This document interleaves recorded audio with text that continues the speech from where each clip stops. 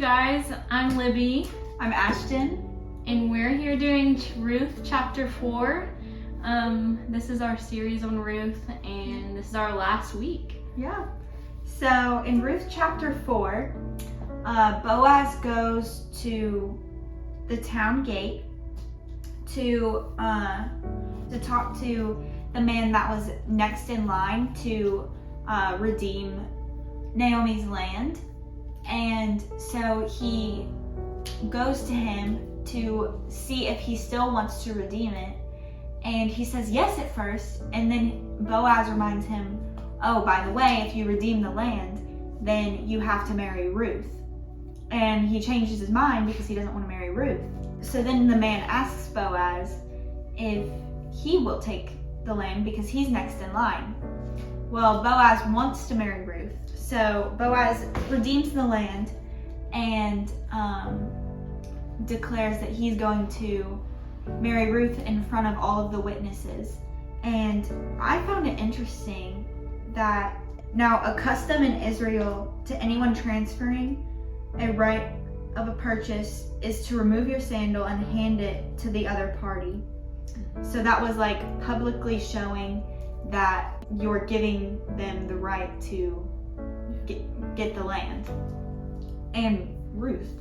So that was cool. And then later on it says Boaz took Ruth into his home and she became his wife. He slept with her and the Lord enabled her to become pregnant, and she gave birth to a son. And whenever she gave birth to her son, that son, his name was Obed, and Obed is the grandfather of David. So all because Ruth was so willing to follow Naomi and be faithful to her and really take care of her, he rewarded her with a son. His son became a king, and then later on Jesus comes out of it. So all because of faithfulness and doing what God is telling you to do, Savior of the world came. Yeah. So yeah. And it was cool too. In Ruth chapter 4, they say in chapter 15, may he restore your youth and care for you in your old age, for he is the son of your daughter-in-law who loves you and has been better to you than 7 sons. So they're saying to Naomi, like, God has been so good to you that he gave you someone that has treated you better than your 7 sons. And then in like the comments down here, it says God brought great blessing out of Naomi's tragedy, even greater than 7 sons. Naomi continued to trust God, and God in his time blessed her greatly. Even in our sorrow and calamity, God has brought great blessing. When tragedy strikes, remember Naomi and have faith in God to provide what you need. It's easy to ask, how can God allow this to happen to me? But instead, trust him. He will be with you in the hard times. And remember, in the beginning of the chapters, or in the beginning of the book, Naomi was so sad about her sons and her husband dying that she named herself Sadness.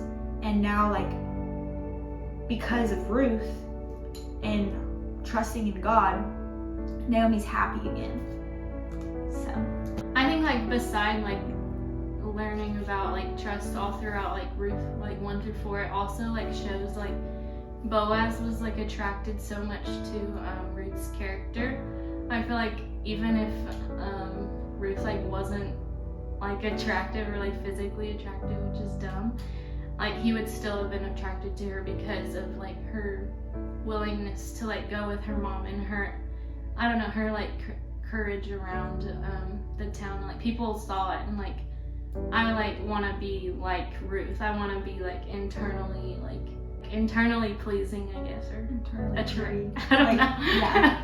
And so I don't know. That's just like very encouraging that it really does like stem from the inside, which is so cool because I've never actually thought about it that way, and like it's so true. Like I would way rather be internally pretty than like physically attracted Mhm. to someone. And it also shows like Boaz's character of Yeah. him being like a godly man and him like kind of being a leader and like going for things that are worth more and stuff. Yeah. That was the end of our Ruth series, and next week we're going to start a series on Esther, which is personally my favorite book of the Bible. But yeah, I can't say her name. Say So. say it. When you actually So join us next week for Esther Esther. chapter 1. Bye.